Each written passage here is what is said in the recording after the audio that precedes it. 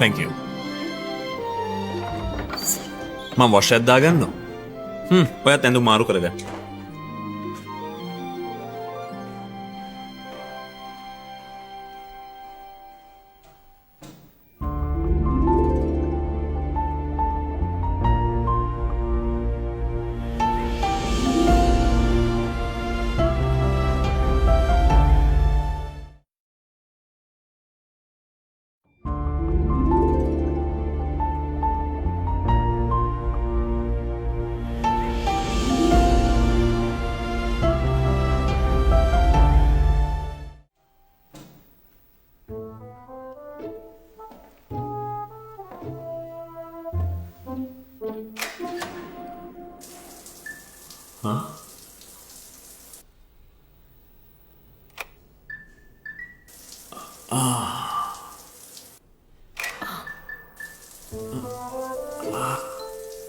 Light දානවා.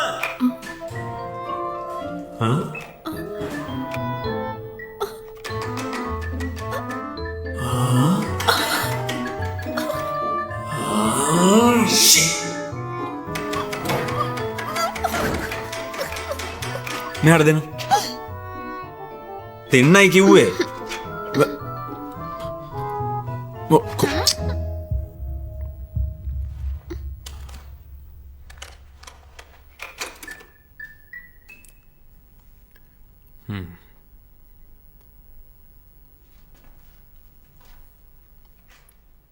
මොකද මේ? ඔය විදියට බලන්නේ? ආයෙත් කරනවා. කිව්ව නේද බලන්න එපා කියලා. මම කැමති මොලේ තියෙන කෙල්ලන්ට. ඔයා වගේ මෝඩ කෙල්ලන්ට නෙවෙයි.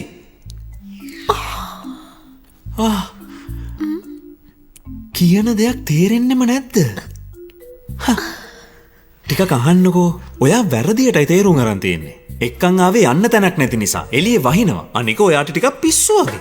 ඉතින් උදව් කරන්නයි මං හිතුවේ. වෙන දෙයක් නෑ. ඒ නිසා අනේ මේ මිනිස්සයා මට කැමතිද? මෙයාව කොහොමද යාළු කරගන්නේ? අන්න ඒ වගේ හීන නම් දකින්න එපා. දැම්ම හීනෙන් ඇහැරෙන්න. හරිද?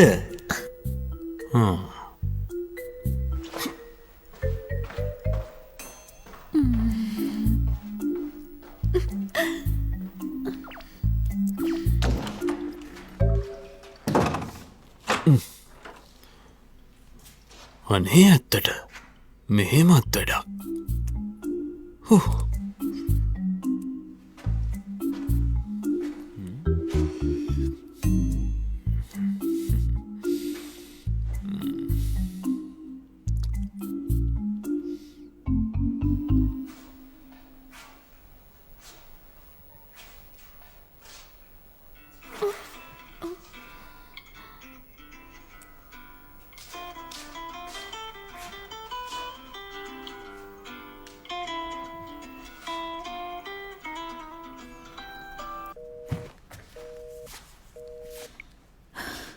කවුද?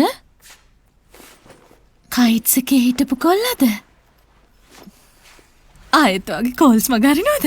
රෑ වෙනකන් ලැබ් එකේ ඉන්න වෙන නිසා අද ටිකක් පරක්කු වෙයි. ආයෙමත්? අම්මා කිව්වා වගේ ඩොක්ටර් කෙනෙක් වුණා නම් කොච්චර හොඳයිද අනේ? ඔයා ඔය කරන සංරක්ෂණ විද්‍යාවක්කේ වෛද්‍ය විද්‍යාවෙන් මිනිස්සුන්ගේ ආයුෂ වැඩි කරනවා වගේම සංරක්ෂණ විද්‍යාවෙන් මානව වර්ගයාගේ සංස්කෘතික උරුමයන් ආරක්ෂා කරලා දෙනවා. එහෙනම් ගිහලා ඔය ටික හොඳට පරිස්සම් කරගන්නකෝ. හට්ටි මුට්ටි පරණ බඩුයි රත්තරන්නේ. ඒ කියන්නේ එයා ඉගෙන ගත්තේ කයිට්ස් යුනිවර්සිටි එකේද? ඒකනේ ආගේ ඔච්චර ලොකුකම. මොකද? මගේ පුතා ගියෙත් ඒ තමයි. ඔයා ඔය හැමදාම කියන පුතා ගැනද කියන්නේ? එච්චර ලස්සනද? ඔව්.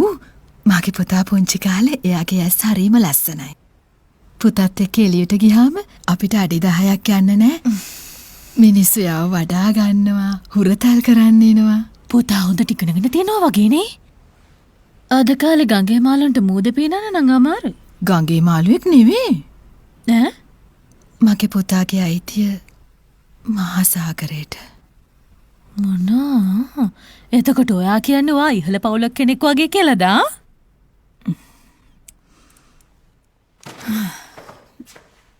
මොනාද මන්දා මෙයාගේ ලොකුකම බලන්නකෝ මාව ගණන් ගත්තේවත් නෑනේ.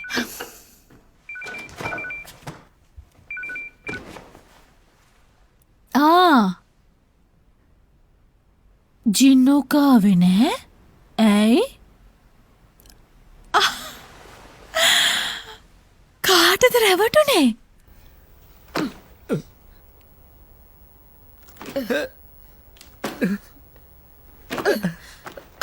ගන්නද කිව්වේ? මේ ගැන හැමෝම දන්නවා. හැමෝම දන්නවා මම රැවටුණා කියලා. වසලෙච්චාවයි මම කොහොමද ඔළුව කෙලින් තියන් ඉන්නේ. හැම කෙනෙක්ගෙන්ම ගෞරවය ලැබපු මම දැන් හැමෝටම විහිළුවක් වෙලා ඉවරයි. එහෙනම් අපි නම වෙනස් කරමුද? සතියක් යයි. මගේ තරහ උස ගන්න එපා. නෑ සංසුන් වෙන්න. සංසුන් වෙන්න. මෙන්න හොඳයි.